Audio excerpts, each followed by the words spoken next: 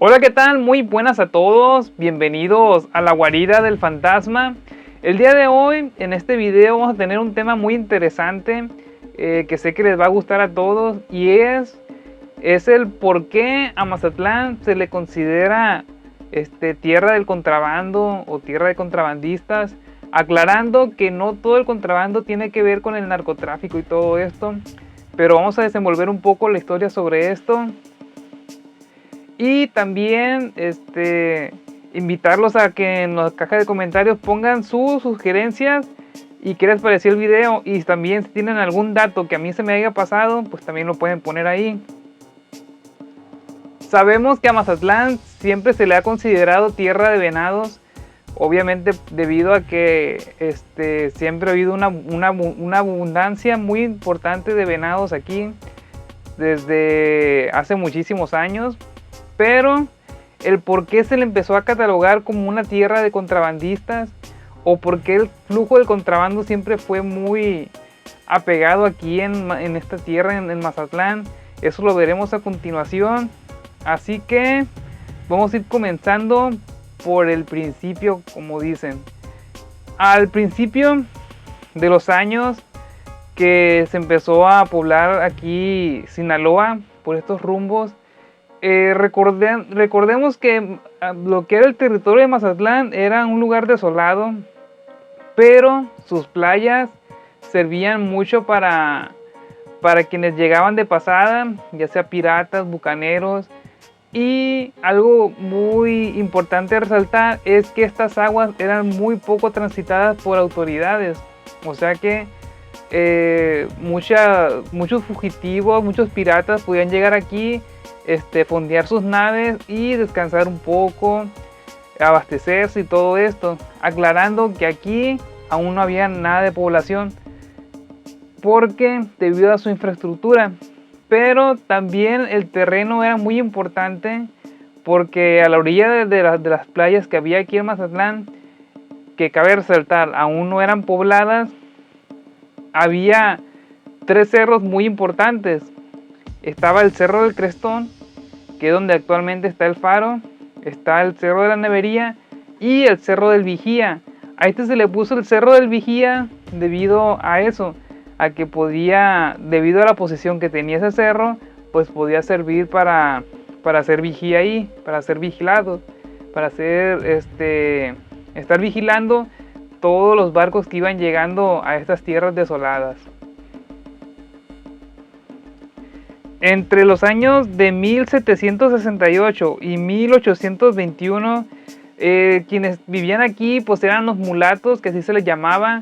Eran unas cuantas familias viviendo aquí, pero estos mulatos, estas personas eran los que básicamente se encargaban de todo aquí en lo que es el puerto de Mazatlán, que en aquel entonces eran unas 3-4 casitas con sus respectivas familias, pero ellos eran los que realmente vigilaban aquí lo que eran estas playas.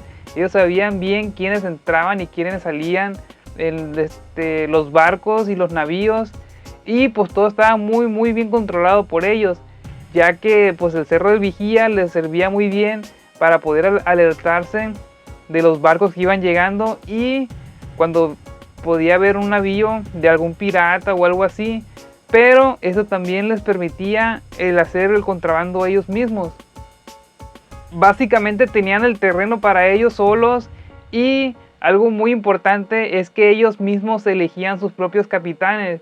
Así que pues si ellos se erigían a su propia autoridad, pues tenían la forma de contrabandear a sus anchas, a como ellos querían.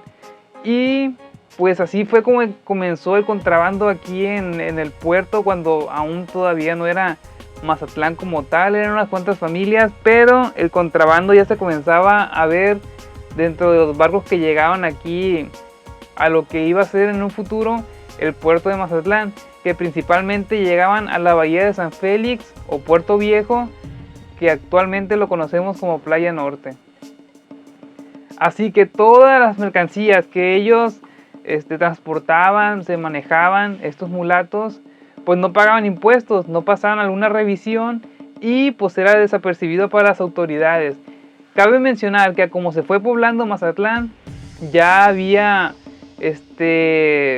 para los años de finales de, bueno, a mediados de 1800, ya había una cantidad considerable de habitantes aquí en el puerto, y el contrabando, por supuesto, aún se hacía presente. Aún así, con las personas adineradas, quienes manejaban las minas en el Rosario y en Concordia, que hay que aclarar que cómo se contrabandeaba lo que eran los metales preciados.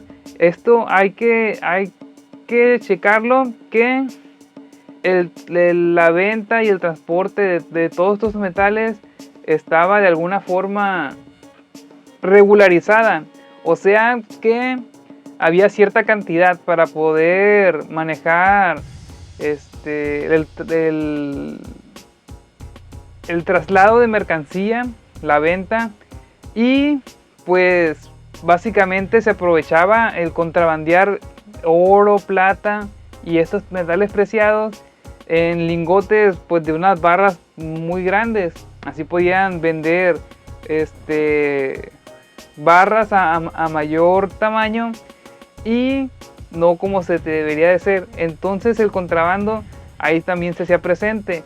También está regularizada la forma de transportar las especies y entre otras cosas. Así que Mazatlán así fue como comenzó a ser una tierra de contrabando.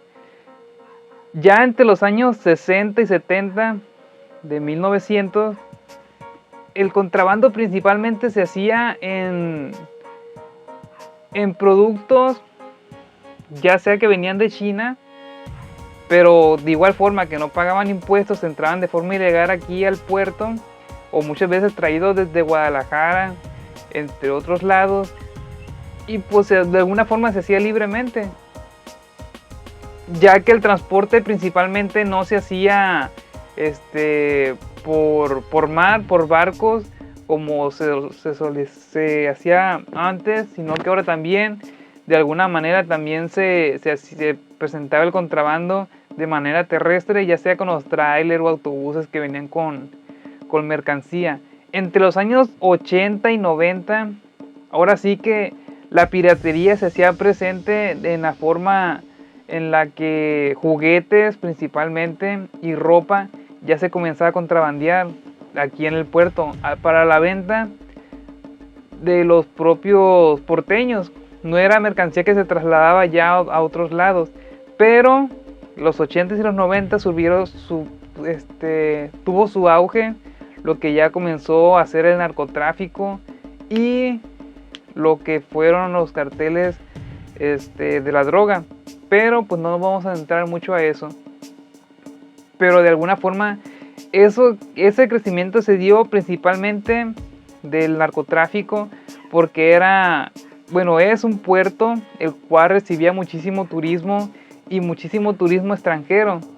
Y pues sabemos que de alguna forma esto le servía al puerto para que se prestaran lo que son el consumo de ciertas drogas, pero todo esto era bajo el narcotráfico y el tráfico también de piratería, como ya lo había dicho.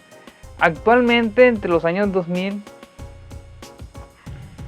y en la actualidad, pues de alguna manera se empezó a regularizar lo que fue el tráfico de la piratería en cuestiones de discos y películas piratas.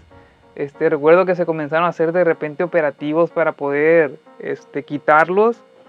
Yo vivía en una colonia, se llama la colonia Juárez, donde hay un tianguis, y recuerdo que un día sí hubo un operativo muy grande en el cual comenzaron a estar quitando cosas piratas y así pues. Pero pues actualmente todavía todo esto sigue. Yo creo que el tráfico y el narcotráfico pues aquí sí está muy arriesgado, pero todo comenzó desde un principio, y eso fue como Mazatlán se convirtió en una tierra para el tráfico, y el tráfico ilegal principalmente. Así que pues estos son algunos datos. Espero que les haya gustado el video. Nos vemos muy próximamente en alguna otra historia.